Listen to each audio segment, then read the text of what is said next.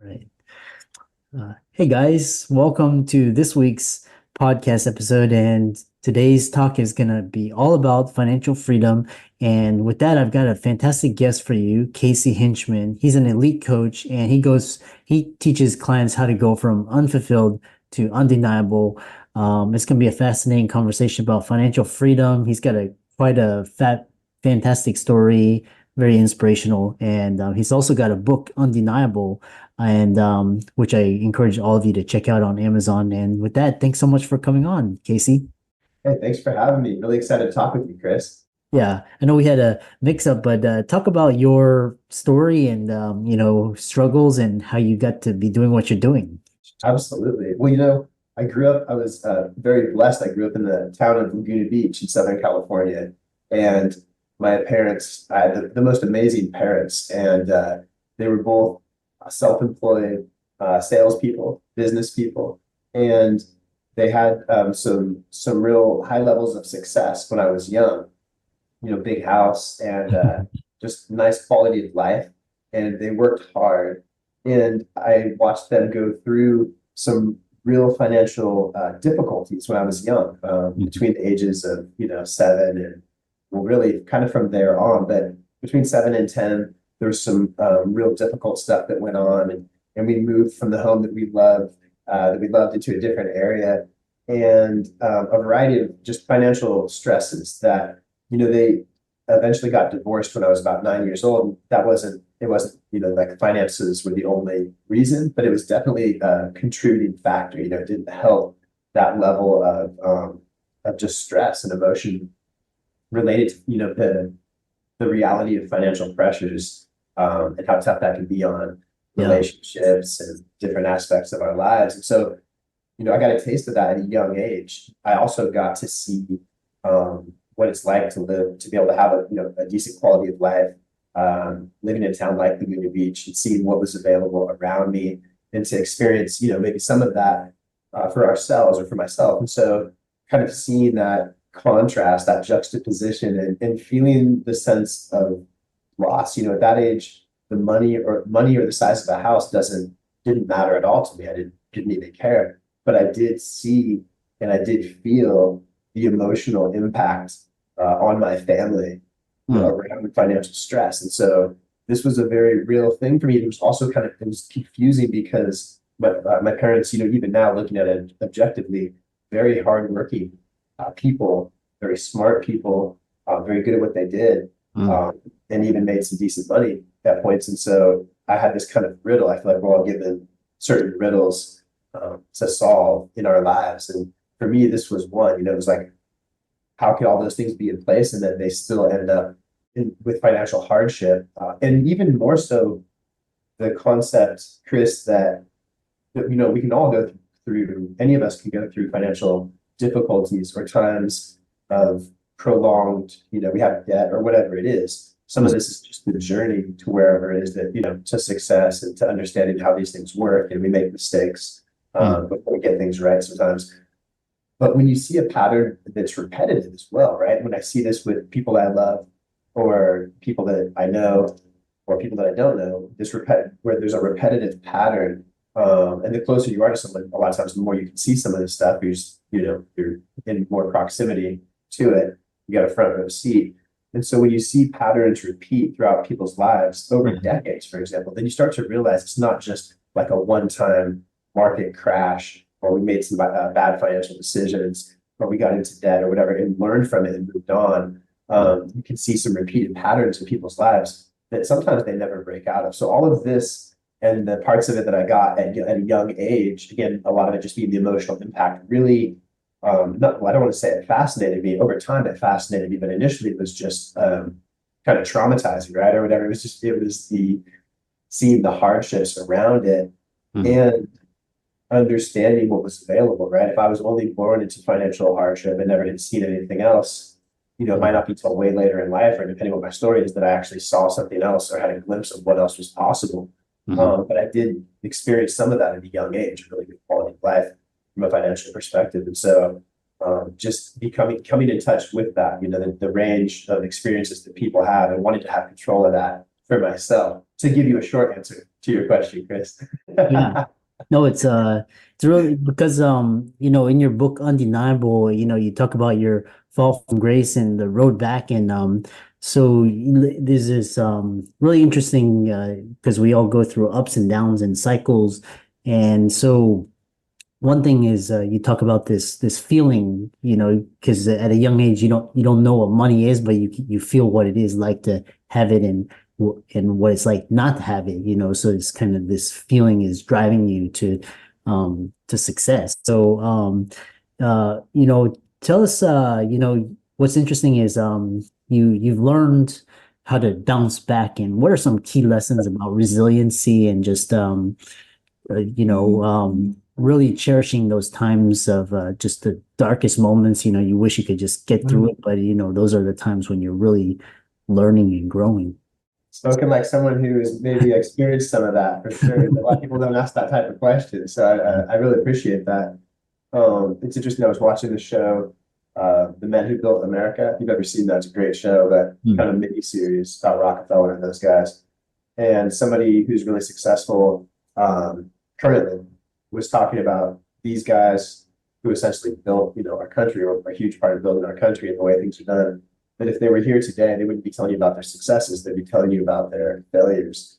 I found that really interesting because to me, that's a lot more interesting. I mean, it's interesting the failures that people go through when you're hearing that from someone who overcame them, right? The bigger the villain, the bigger the hero, so that's the thing. And within every problem is the seed of an equal or greater opportunity. That's a universal law. And so, and it's, inside the problem, we need to look into the problem, because in the problem is where the solution lies, which is a little bit counterintuitive, right? Like if you're having struggles financially, there's a natural tendency, like instinct, to not want to look at your finances because there's negative feelings there, right? Or if you're having issues with your relationship, people a lot of times will spend less and less time together, or kind of continue that momentum, that downward spiral of what's making it's keeping their relationship from being successful.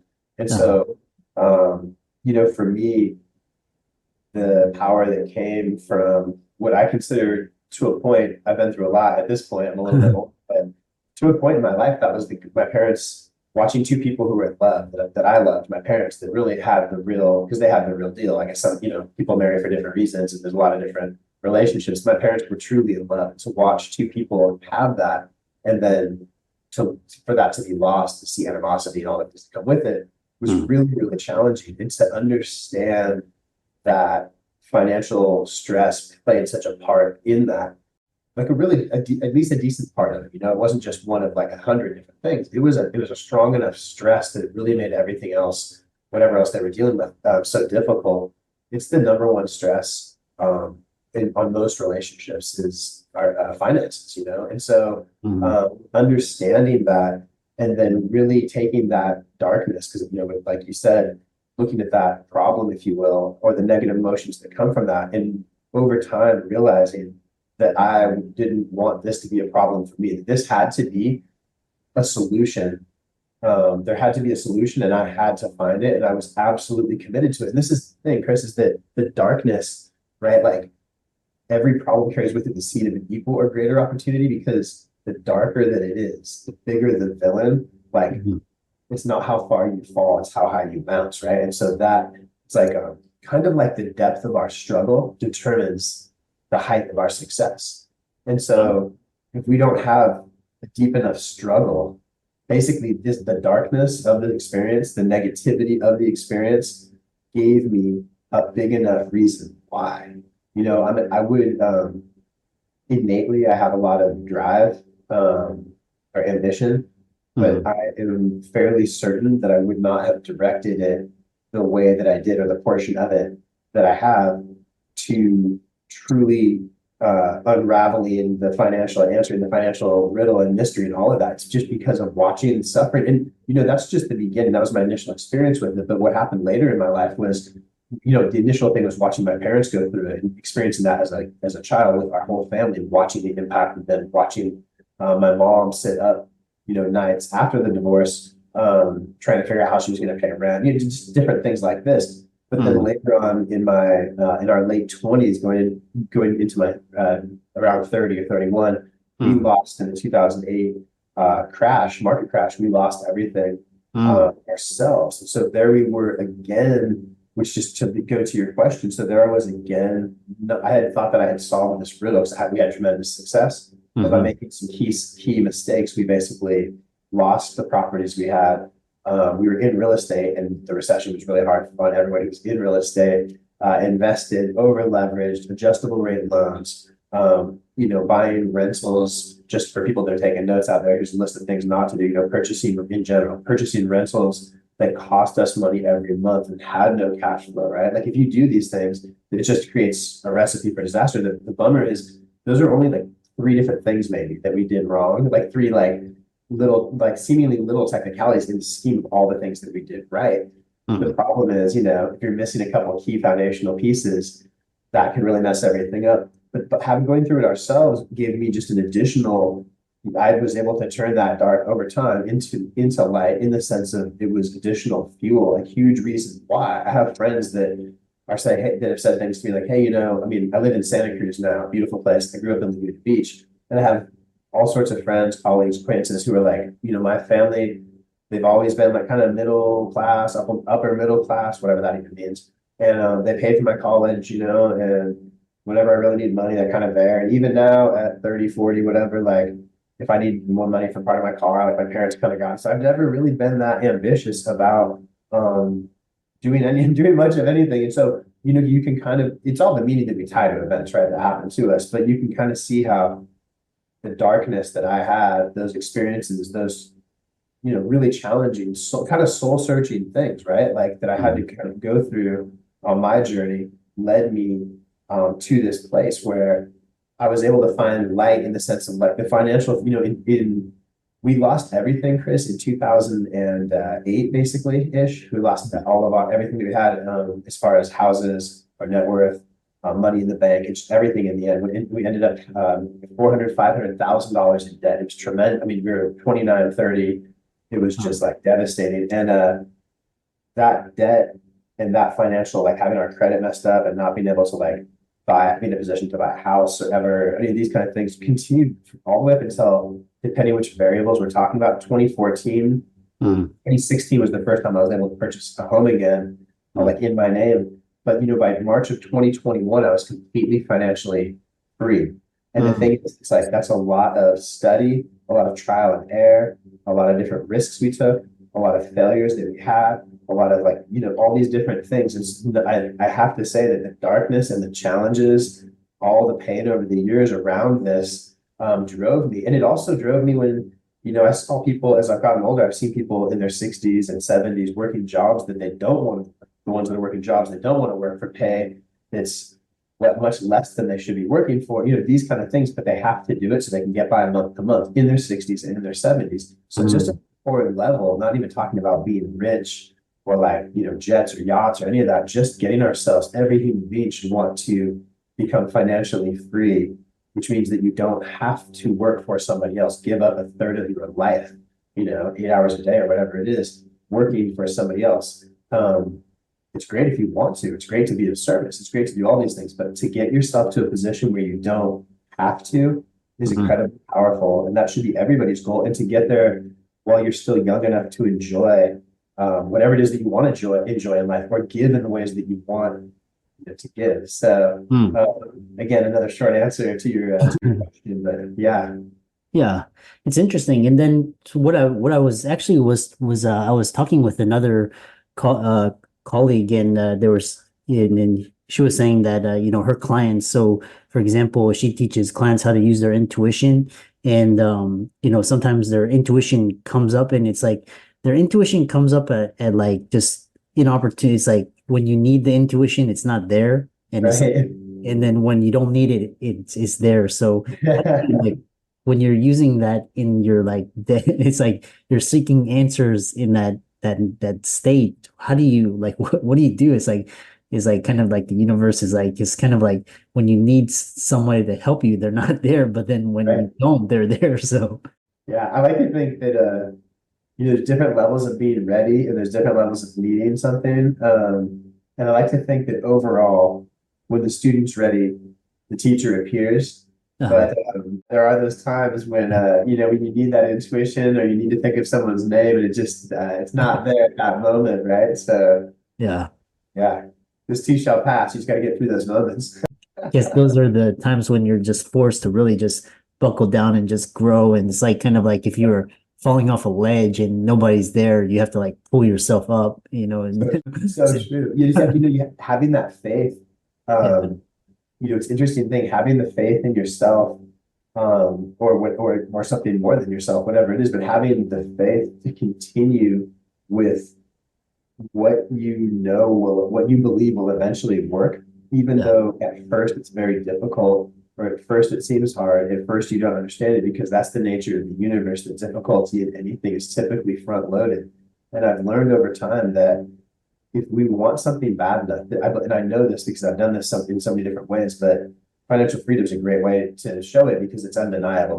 Which is why the book is called Undeniable. But if you become financially free where you don't have to work and you can live your quality of life, then you can do that, right? It's not like like if I were to claim I have a incredible spiritual connection, there's nothing like you couldn't disprove it really, or it's not as undeniable, right? Like we can make certain things up, but things like your own physical fitness, because people, you can see how you look, you can see how you move, how you feel, and your finance, right? Like your financial situation, whatever that is, the money in the bank, your passive income, all of these things that whatever they are, right? Those are undeniable. And really it's all about, one of the things that's been great for me is to find ways to inspire other people, people around me and people who can see like if I'm doing it, that they can do it as well, right? And that's undeniable. That like our ability to do this, we have to choose what it is that we want to believe. When it comes to our mindset, we have to decide proactively, like what are the beliefs that we want to have?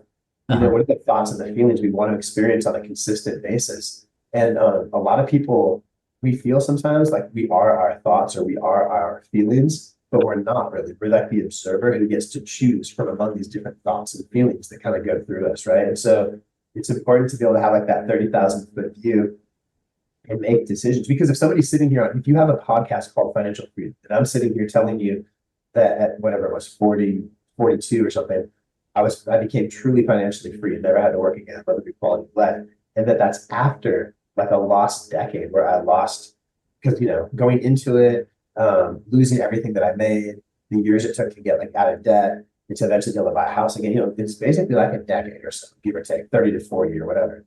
32 to 42, however you math it out. Maybe it's a little bit longer, but like that could have been avoided. Like if somebody has a mentor like me or anyone who knows what they're doing, who truly has done it, to show you how to get there based on your situation.